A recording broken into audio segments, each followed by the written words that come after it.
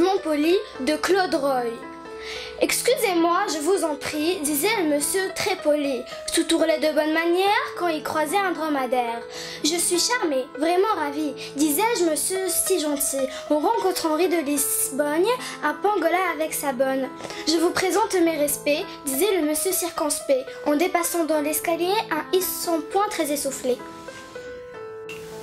Veuillez agréer mes hommages, disait le monsieur tout en âge, en arrivant très en retard au bal masqué des nénuphars.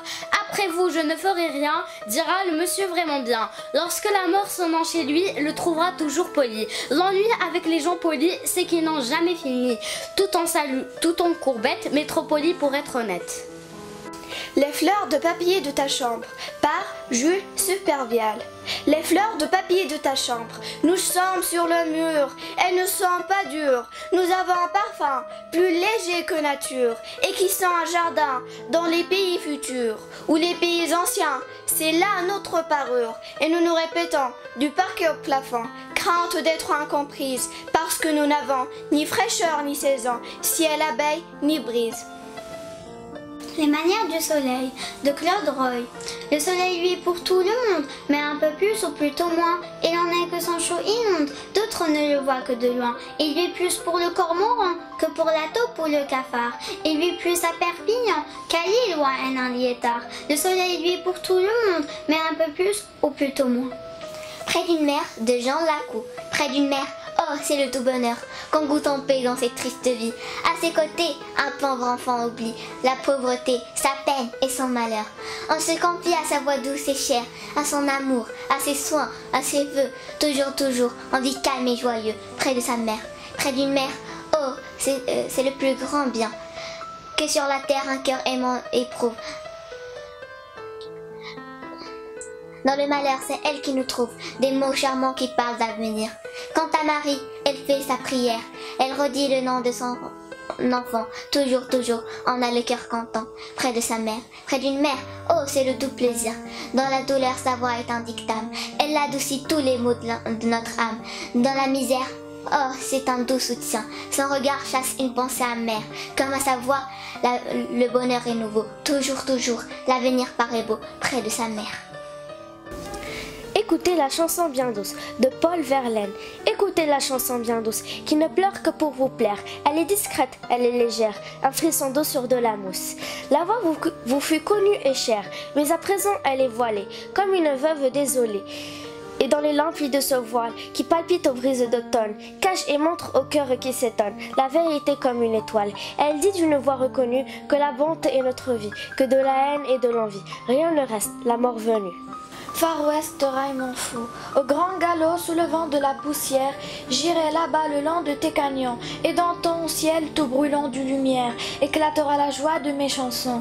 Je conduirai la vieille diligence, je bâtirai mon ronche au bord de l'eau, sous les étoiles, la nuit dans le silence, près d'un feu clair chantera mon banjo. Et pourtant jamais ne pourront me suffire tous ces trésors que j'aurai découverts. Je reviendrai à mon pays revivre au souvenir des galops du désert. Et des amis j'en aurai par centaines. Nous bâtirons le monde de demain, un monde en paix où la joie sera reine. Ce monde heureux dont rêvent les copains. Des blancs chevaux m'appellent et les plaines si belles. Far West, il y a de l'or à la pelle. Et des villes nouvelles, allant vers le Far West. Au bord de l'eau verte, au bord de l'eau verte, du sauterelle saute ou se traîne, ou bien sur les fleurs, des carottes frêles, grimpe avec peine, dans l'eau tiède, filent les poissons blonds, auprès d'arbres noirs.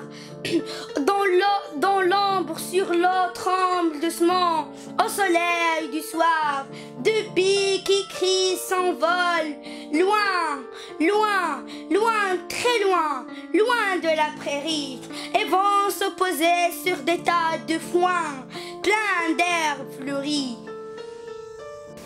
La musique de Charles Baudelaire. La musique souvent me prend comme une mère.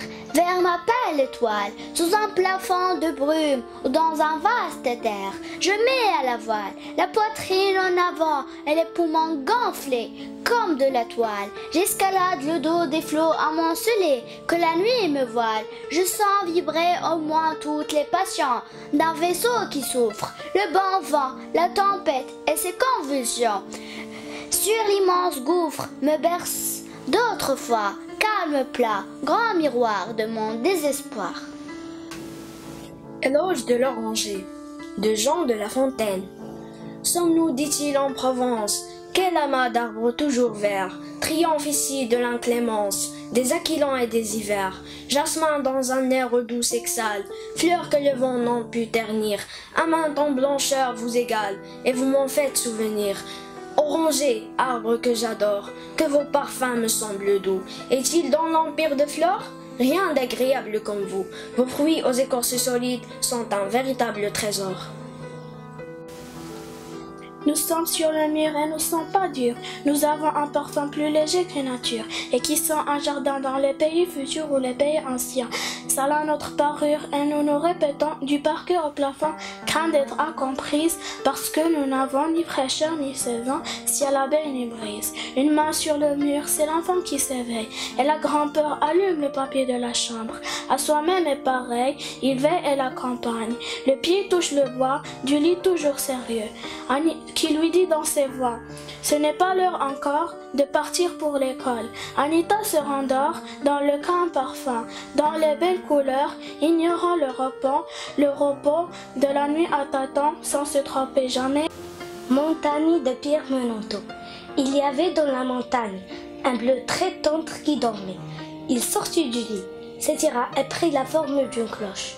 À fleur de roche, il s'est ouvert à fleur de campanule. Parfois l'abeille s'aventure dans cet azur près du bâton. Des sorts plus jeunes se balancent, le bleu du ciel en fait le tour.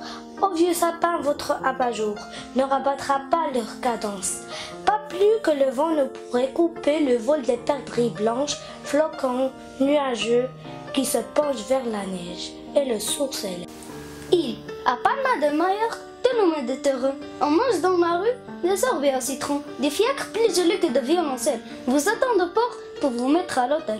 Racontez-moi encore Palma de Baléares. Je ne connais qu'une île au milieu de la mer. Il est petit Antoine comme un tir de la part. Mon cœur est l'œuf qui danse sur le haut des jets.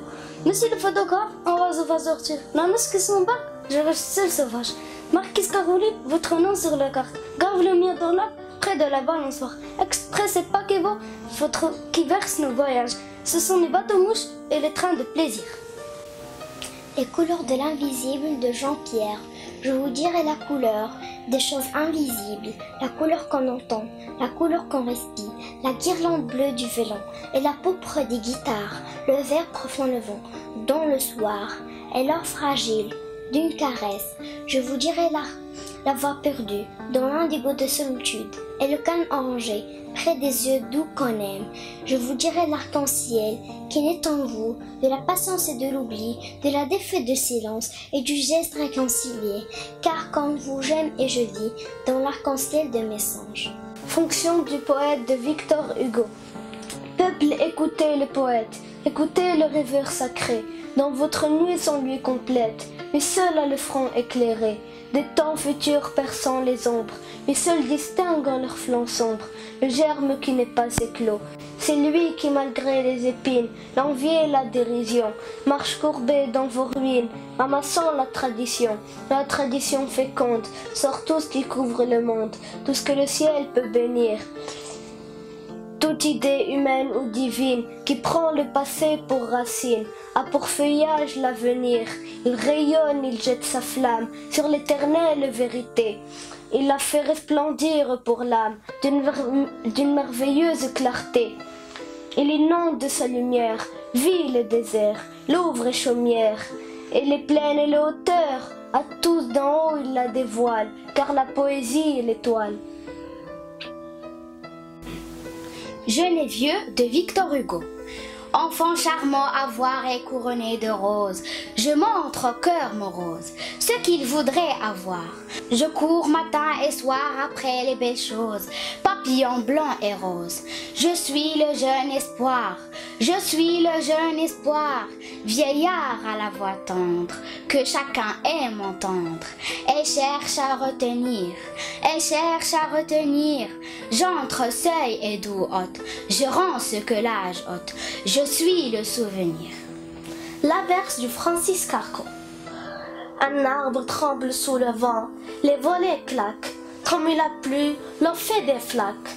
Des feuilles volent sous le vent, lui les disperse, et brusquement, il pleut à verse. Le jour décroît sur l'horizon qui diminue, je vois la silhouette nue d'un clocher mince avec sa croix. Dans le silence, j'entends la cloche d'un couvent. Elle s'élève, elle se lance, et puis retombe avec le vent.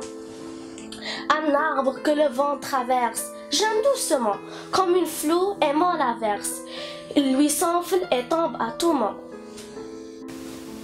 À un ami, sur l'effrayante falaise, mûr par la vague entr'ouvert, roc sombre ou fleuri à l'aise, un charmant petit prévert. Ami, puisque tu me laisses, ta maison, loin des vivants, entre ces deux allégresses, les grands flots et les grands vents. Salut, merci, les fortunes sont fragiles et nos temps, comme l'algue sous les dunes, sont dans l'abîme et flottants. Nos âmes sont dénuées, nos âmes sont dénuées, qu'un vent pousse âpre ou béni, et qui vole dénoué du côté de l'infini. La tombe dit à la rose, Victor Hugo. La tombe dit à la rose, des pleurs dans l'aube ta rose. Que fais-tu, fleur des amours? La rose dit, que fais-tu de ce qui tombe dans ton gouffre ouvert toujours? La rose dit, tombeau sombre, de ces pleurs je fais dans l'ombre un parfum d'ambre de miel. La tombe dit, fleur plaintive, de chaque âme qui m'arrive, je fais un ange du ciel. Je travaille de Victor Hugo. Ami, je me remets à travailler. J'ai pris du papier sur ma table, une plume, et j'écris. J'écris des vers, j'écris de la prose. Je songe, je fais ce que je puis pour m'ôter du mensonge, du mal, de l'égoïsme et de l'erreur. J'entends bruire en moi le gouffre obscur des mots flottants. Je travaille, ce mot plus profond qu'aucun autre est dit par l'ouvrier et redit par l'apôtre. Le travail est devoir et droit, et sa fierté, c'est d'être l'esclavage étant la liberté. Le forçat du devoir et du travail est libre. Mais quoi, penseur, tu vas remettre en équilibre au fond de ton esprit, qu'occuper d'autres soins. L'idée avec le mot, le plus avec le moi, de la prose, pourquoi des vers, pourquoi des rimes, des phrases, à quoi bon les abîmes, les mystères, la vie et la mort, les secrets de la croissance étrange et sombre forêt, et des peuples, et l'ombre où croulent des empires. Le vieil homme du temps qui passe, regardant après lui, il ne laisse sur sa trace que le néant et l'oubli, à tout détruire et ses vertus, profitant bien des instants. Bien avant qu'il nous tue, mes amis tuant le temps, dans sa course meurtrière, s'il lève sa force sur nous, nous faisons point de prière pour échapper à ses coups, abandonnant lui sa proie, mais en redoublant le chant, éternisant à jamais notre joie, et nous survivrons au temps. Francis Galland. 3 ans après, de Victor Hugo. Il est temps que je me repose. Je suis terrassé par le sort. Ne me parlez pas d'autre chose que de ténèbres où l'on dort. Que veut-on que je recommence? Je ne demande désormais à la création immense qu'un peu de silence et de paix. Pourquoi m'appelez-vous encore? J'ai fait ma tâche et mon devoir. À 20 ans, deuil et solitude, mes yeux baissés vers le gazon, perdirent la douce habitude de voir ma mère à la maison. Elle nous quitta pour la tombe, et vous savez bien qu'aujourd'hui je cherche, en cette nuit qui tombe, un autre ange qui s'est enfui. Vous savez que je désespère, que ma force en vain se défend, et que je souffre comme père, moi que souffrit-on comme enfant. Bon voyage, vous partez avec le printemps, Que Dieu vous redonne courage. Sur vous l'hiver a sévi longtemps, mais le soleil, lui, bon voyage. Quand l'aigle entier redevient vert, le cœur doit prendre confiance. Partez mais laissez la souffrance au lieu où vous avez souffert, et n'emportez que l'espérance. L'enfance de Victor Hugo. L'enfant chantait, la mère au lit exténuée, agonisait beau front dans l'ombre se penchant. La mort au-dessus d'elle errait dans la nuée, et j'écoutais ce râle et j'entendais ce chant. L'enfant avait 5 ans et près de la fenêtre, ses rires et ses jeux faisaient un charmant bruit. Et la mère à côté de ce pauvre douêtre qui chantait tout le jour, toussait toute la nuit. La mère alla dormir sous les dalles du cloître et le petit enfant se remit à chanter. La douleur est un fruit, Dieu ne le fait pas croître. Sur la branche trop faible, encore pour le porter. Lorsque l'enfant paraît de Victor Hugo.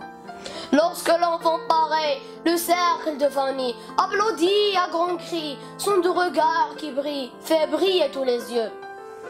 Et les plus tristes fronts, les plus souillés peut-être, se dérident soudain à voir l'enfant paraître, innocent et joyeux.